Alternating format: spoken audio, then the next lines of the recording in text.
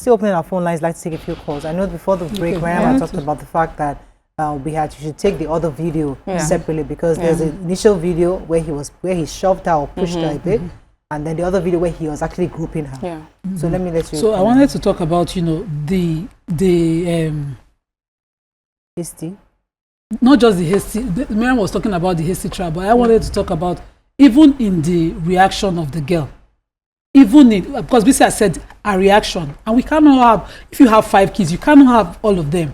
The temperament I had, my sisters didn't. They didn't even have the daring factor I had. So they would confront somebody that almost raped them, but they would rather talk to my parents, because we're all girls. They would rather come home and say, Daddy, Mommy, that person. But me, it's from that place that will be bringing the fight back home. So they're all different. You can't have all 5 of us different. The point is, the school, as a school, should have allowed that girl's investigation, in the sense that this man might be relying, because I didn't see a video where she slapped him, and I didn't see a video where she beat him.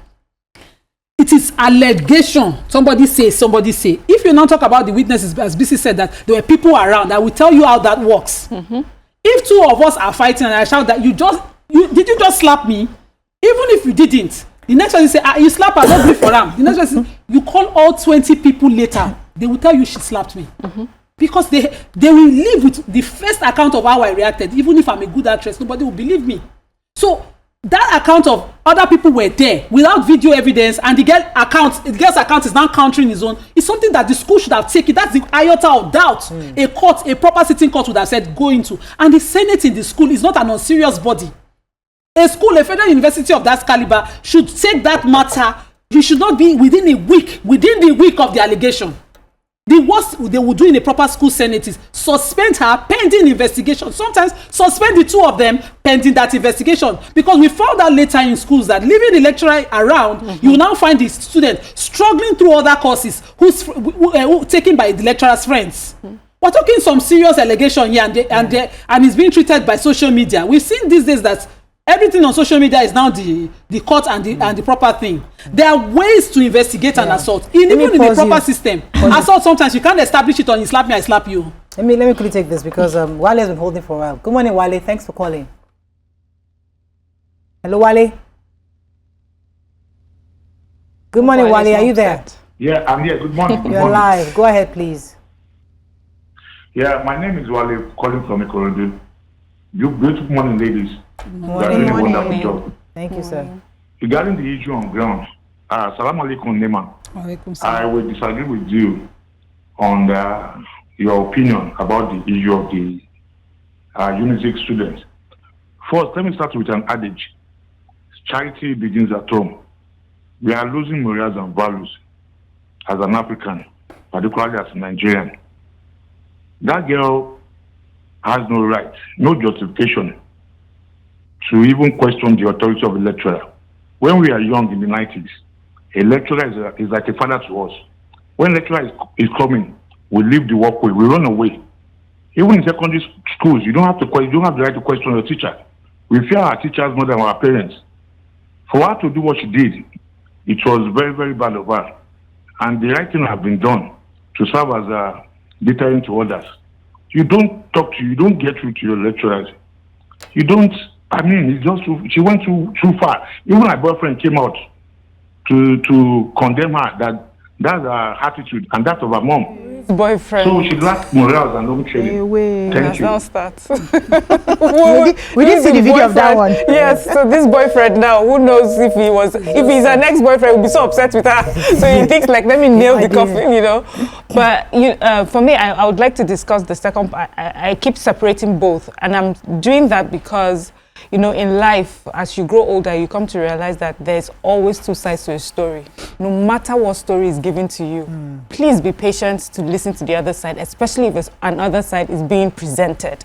Because many people have gotten away with terrible, bad behavior because they seemed like they were telling the truth and they were speaking the truth. There was one view.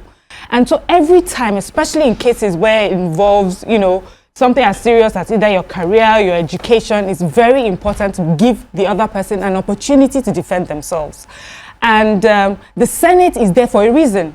the Senate of every school is there for a reason, because they do understand that there are serious cases that need to come before them, and you would require a neutral body and an unbiased body, to look through it and give you both, the same time and fairness to be able to lay your case. And I feel that the Senate in this case was being intimidated probably by social media, did not do the job that they're supposed to do. I know how Senate behaves. It takes a while to handle cases. In fact, if we were to flip it, if it was that the lady had accused this lecturer of something quite untoward, we know how long it takes the Senate to handle those matters. Thank you. So it just seems very disingenuous for me that they just quickly, let her go. They should have given her the same grace, the same time that they would have given, if the situation was reversed. But another thing is, as a student, we all know, if you find yourself in a situation like this, you just may never get justice. The truth is, even if she's suspended and the lecturer suspended, there will be lecturers in that place that think, how dare you? And even if she goes through Senate and feels that, and Senate, says that she was right, she already is in many people's black books. You find students like that, either they struggle through school or they change their school. So we have to have a system that really gives fairness. Some of you were talking about CCTV. This thing is not a CCTV thing, because it was mostly conversation. I don't think that your CCTV has audio. It was about human communication. If the lecturer had been the bigger person, that it would have been handled differently. If she decided to have been the bigger person, and I'm saying this because a lot of you remember when we're doing, I don't go agree for anybody, I don't go agree for anybody. This is the result of not agreeing for anybody. The reason why people decide to be the bigger person is for situations like this. Many of the structures that we have on ground today that is working today is because somebody decided to be a bigger person. Because if everybody stood on their right, it will end up in chaos as it did with this lecturer. So for me, I just feel that everybody deserves time and fairness and justice, and that is the only thing I feel they took away from this girl. Okay, let me take Arnold. Good morning, Arnold. Thanks for calling. You're live. Arnold? Hello, Arnold, are you there? Okay. Yeah, so let me just say that we must not forget to model the right way of doing things to our young people, to also ourselves. Some of us were raised with doing things giddy gada, and now we are trying our best to see how we can unlearn some of those things and learn how to properly handle issues. We have an issue with the Nigerian culture.